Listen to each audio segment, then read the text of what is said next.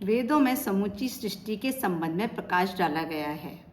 मनुष्य कैसे पृथ्वी पर आया, कहाँ से आया और कब आया, कब तक वह यहाँ रहेगा, फिर उसका अगला विकास कहाँ और कैसे होगा और किसकी निगरानी में यह कार्य हो रहा है।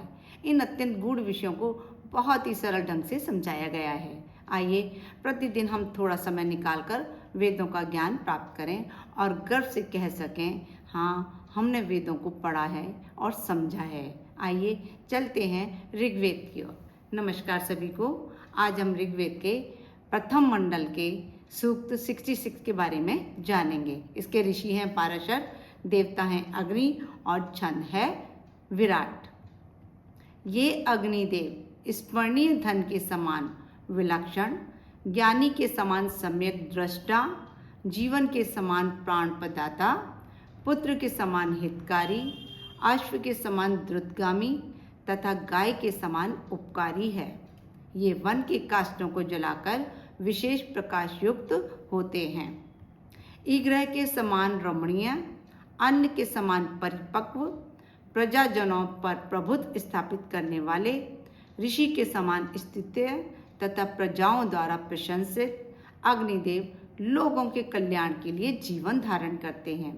उत्साहपूर्ण होता के समान प्रजा के हित में ही जीवन को समर्पित करते हैं।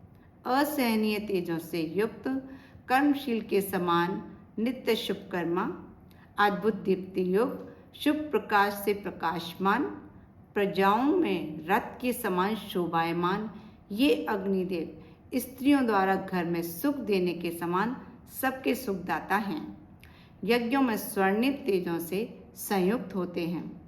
ये अग्निदेव आक्रामक सेना के समान बलधारक, विद्युत अस्त्र के प्रहार के समान प्रचंड वेग और तेजों के धारक हैं, जो उत्पन्न हुए हैं या जो उत्पन्न होंगे। उनके नियंता अग्निदेव हैं। अग्निदेव कन्याओं का कौमार्य समाप्त करने वाले और विवाहिता के पति हैं।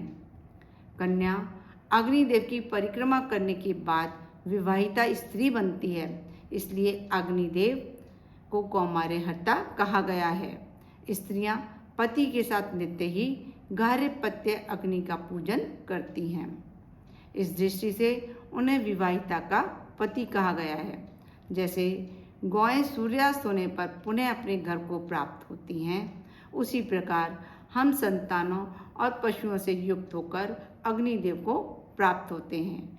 जल के प्रवाहित होने के सदृश अग्नि ज्वालाओं को प्रवाहित करते हैं। उनकी दर्शनीय किरणें आकाश में ऊंची उठती हैं।